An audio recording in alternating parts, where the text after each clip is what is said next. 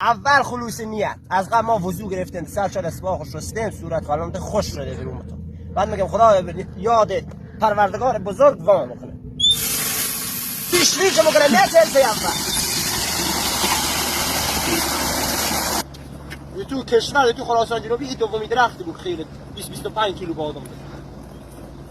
از مدار او قبلی به هنوی قوقمن او داره من برید او کمه درخت او برکن همین درخت ما دو درخت را میشه کن حالا کور شو نفره دست بشکنه دست دو نفره گیر قطعش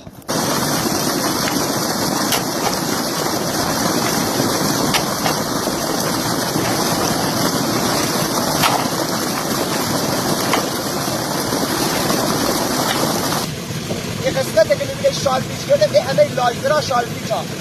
دلیلش اینه که بابای داروی نسباس گفتن به چه ما سیانه شده میداری هوداری شامل 3 چیزه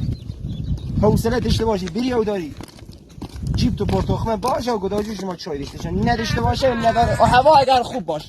شب اصلا نره چون شما گرگا میگیرن میخوان جر میکنن سال چون باد که زده حقیقت سرجم خیلی پسته مفید بده 4 دانه اون همینا ای بابا هی وقتی چینی بافتستی داشته باشی عزیز سرتریسم بزنی همه را دم بکشی اب نداره چون پشت تو بافتستی تو گرد